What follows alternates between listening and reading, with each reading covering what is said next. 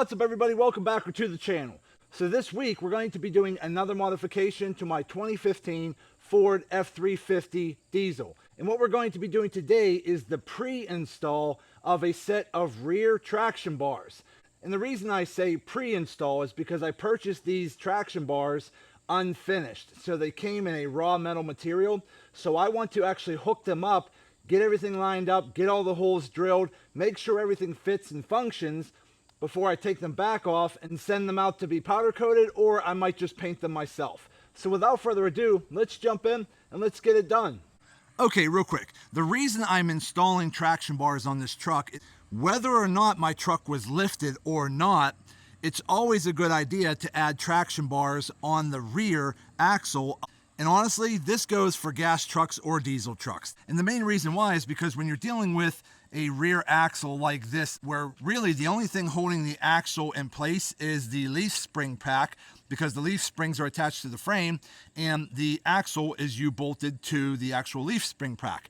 Other than that, you have a set of shocks, and then you have your main drive shaft. Now, the issue that most trucks are going to experience is called either wheel hop or axle wrap. And I have both going on, which again, many trucks have that same issue.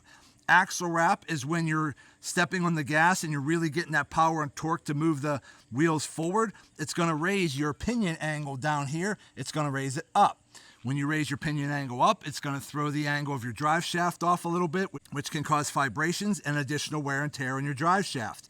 Or if you happen to slam on the brakes, your pinion angle is going to drop down, which again is going to throw off the angle of your drive shaft. Now, when you're dealing with a lifted truck, you end up overextending your drive shaft, which there's two ways to fix that.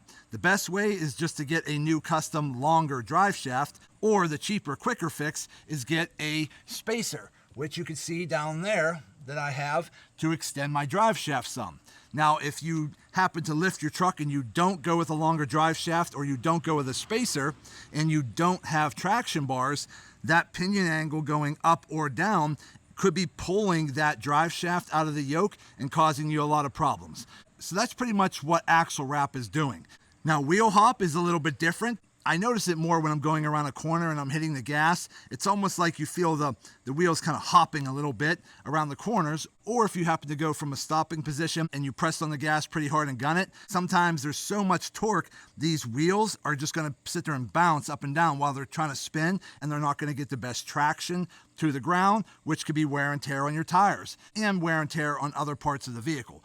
So, adding a set of traction bars to your truck is going to stabilize your rear axle and give you better traction and stability at your rear axle. Now, the traction bars I went with are from a company called Powerhouse Diesel. They are a round tubular track bar, and I got them because on this lift kit, I have tubular 4-links at the front over here, which I painted white. So my thought was, if I'm going to be adding traction bars that are going to probably mount about under here, and you'll see them coming down to the rear axle, I was also going to paint them white or possibly have them powder coated white. So without further ado, let's jump in and let's check out the Powerhouse Diesel tubular traction bars for a 2015 F350 Long Bed Diesel. Okay, so here we are over here. So again, I ordered this kit in a raw finish, so it's just raw metal. I still have to either prime them and paint them or get them powder coated. But before I spend any time, effort, and money on getting these products finished, I want to do a pre-install. And what I mean by that is I want to actually get my rear brackets that go to my rear axle where my U-bolts bolt in at. I want to get those installed, and I want to get the bushings put into the track bars, get them mounted, and I want to get the front frame brackets put up in place, mark out my holes, get all my holes drilled, and get the bolts and hardware put in. Because once I have all that done, I could then take all this back off and then either paint it or send it out for powder coating. Then once I get it painted or powder coated, it's real easy to just put it all back on. So let me go ahead and start working on getting these brackets lined up and put on, and I'll follow back up here shortly with an update. Okay, and real quick, just to show you how easy it is to put your bushings in, it is going to be tight because obviously it's meant to be. But what you need to do is just take a little bit of grease, okay? Just rub a thin layer of grease on the outer edge and a little bit in the middle, okay? Just like that. And we're gonna do that on both sides, but you're gonna stick it in there. Use your palm to kind of work its way in there a little bit, okay? Okay, just like that. And then just take a rubber mallet or your palm if you want and just get it in there like that. Okay? Then we're going to do the same thing to the other side. A little bit of grease. The grease helps it slide into place. So just again, a little bit on the outer edge, a little in the middle with your finger. Sometimes you have to start on an edge and use your hand to get through there. Okay, both are in. Now you're going to take your internal sleeve. Since we already put some grease in there, slide it in there. Again, you can use your palm, but I just find using a rubber mallet.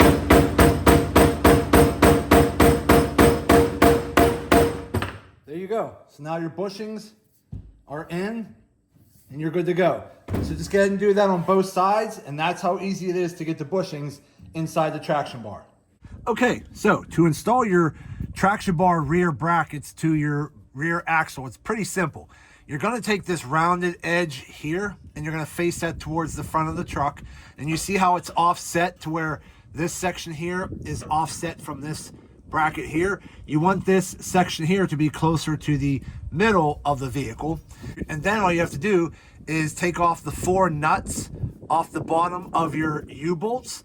Just take the nuts off. You're not taking the lower bracket off. You're leaving your factory axle bracket in this position. You're only taking the 4 nuts off.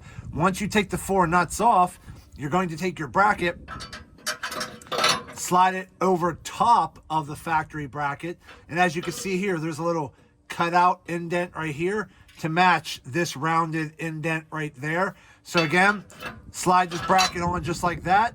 Take your 4 nuts, put them back on, torque everything down nice and tight, and that's it. That's how simple and easy it is to install these rear traction bar brackets. So let me go ahead and work on doing that, and then we'll go ahead and hook up our traction bars, and then we'll line up our front bracket and get that all drilled out. So I'll be right back in a minute. You're gonna come up this way and slide it through the bracket, and then push your bracket up into place. You're going to want the larger plate here to be on the outside, and then once you line it up into place and keep it flush up against the frame, just take like a little Sharpie marker or something like that and mark your holes. There's going to be 2 out here, 1 underneath, and 1 underneath over there. Once you mark your holes, go ahead and take the bracket down. You're going to then start with maybe a 3/8 drill bit to start the pilot hole, and then you're going to finish it off with a 1/2 drill bit. And real quick, before you do that, go ahead and pull this plug from the frame to give yourself some leeway to get this hose out of the way. But once you mount it, you can plug it back in. Once you drill out all 4 holes, disconnect your traction bar from the bracket, stick your bracket back up in there. So then what I did was I took the hardware, and from underneath, because this is an open channel frame over here, I put the bolts down from the top and put a lock washer in the bottom, and then the lock nut from the bottom. And I did the same thing over here. It's a little tight if you happen to have your DPF tank still here, so you're going to have to reach up around over the DPF tank to get to those nuts and bolts.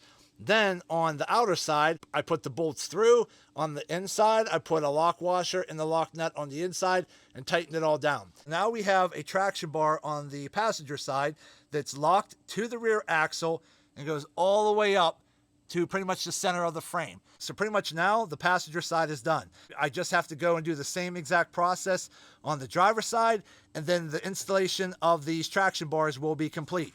And then once all that's done, I'm probably just going to disconnect the brackets, go get it painted or powder coated, and put it back together. But now that everything is drilled and ready to go, reinstalling it should be very simple and easy. Now, if you happen to buy this kit that's already powder coated, you can just go ahead and install it. You don't have to do a pre-install. I just like to do the pre-install when I'm working with raw finished materials, because this way I can get all the drilling and all the lining up done and out of the way, so that when I do get them finished, I won't be taking any risk of damaging the finish when reinstalling them. So the passenger side is pretty much done. Again, pretty simple and easy. I just have to do the driver's side now.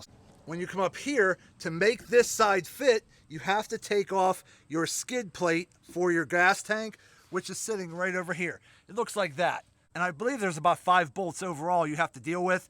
So if we come over here, I think there's 2 bolts over here you have to take out. There's 1 nut you have to take off there, and then there's going to be 2 more bolts right there you have to take out. And that takes that skid plate out of the way, and that way you have room for your traction bar. Then over here, same thing, put your bracket back up into place, mark your 4 holes, drill all 4 holes, get everything lined up, tightened down, and you should be good to go. But don't forget, check for wiring, because there is a wiring harness up here. So you want to make sure you push this little plug out of the way and get your wiring harness moved out of the way before you start drilling any holes. Okay, so we're all done installing the new Powerhouse Diesel traction bars on my 2015 Ford F350 Long Bed. And overall, the installation process is really not that bad. So everything's done, everything's good to go. So let's hop in the truck, take it for a quick drive, and see how the Powerhouse Diesel rear traction bars do on my 2015 F350 Long Bed. Okay, so we went ahead and we got the traction bars installed. Let's go ahead and take it for a quick spin and see if some of the issues that I was having before are now fixed because of the traction bars. Let's go.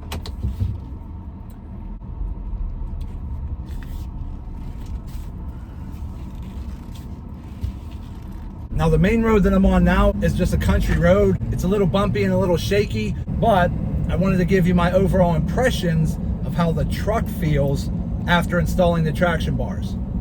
So far, it feels a little tighter. And right now I can feel it right away, because a lot of these little bumps that I'm used to driving on this country road, you can hear the truck rattling. There's a little rattle, but it's not a loud, obnoxious rattle like it used to be. It just feels a lot tighter and firmer when hitting these bumps. So now we're gonna go down a back road here, and we're gonna try to get it up over 40 miles per hour to see if there's any vibration in the truck. Okay, so here we go on this back road here. Let me get this up to a little over 40 and see how that feels. Okay, so I still have a tiny bit of vibration, but it's a lot better than what it was before. Because before, you really felt it in the gas pedal. It actually feels a lot better. It's not 100%, but it feels a lot better. So that's definitely a good thing.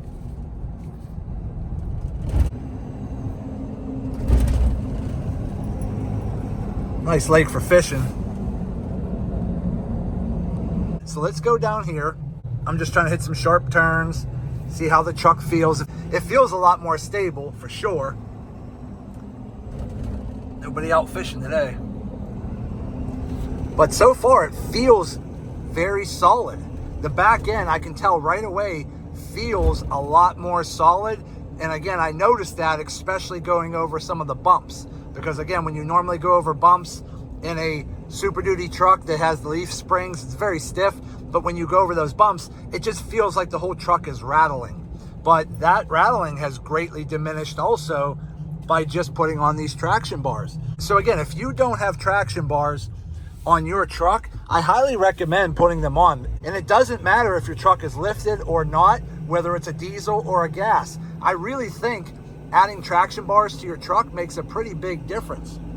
Okay, so I'm at that 40, 50 miles. So again, I have a tad bit of vibration, which again, still could be my drive shaft carrier bearing drop. But so far, I mean, I'm driving at 60 miles an hour and the truck feels pretty stable. As far as the truck feeling better and stiffer and more firm on the road, definitely a big difference. I can feel it in the back end when I'm going over bumps and potholes and just rough terrain in general. I feel like the truck is taking those obstacles a lot better. So yeah, these traction bars have made a significant difference. Okay, everybody, so we're all done. So we went ahead and we installed a set of Powerhouse Diesel rear traction bars on my 2015 Ford F350 Long Bed. Overall, the installation was really not that bad. It was pretty simple, and these traction bars has improved the ride quality on my truck. I don't really feel like I have the wheel hop as much anymore. The vibration in my drive shaft has improved, because now when I hit bumps and rough terrain and maybe going over railroad tracks and things like that, the rear end just feels more solid and planted on the ground, and it's not bouncing around and rattling so much. So overall, adding these traction bars was a huge improvement for my truck. So if you happen to be looking to improve your ride quality on your truck, to eliminate axle wrap, eliminate wheel hop, and just overall tighten up the rear end of your truck, I definitely recommend installing some traction bars. But that's going to be it for today's video. I hope this video helps some of you out. Do me a favor and hit that thumbs up button and like this video. If you have any questions, go ahead and put them in the comments section, and I'll get back to you as soon as I can. And also do me a favor, subscribe to the channel because it definitely helps me out, and I greatly appreciate it. So that's it. I just want to say thank you to each and every one of you. Thank you. I truly appreciate you all. And as always, see you in the next video.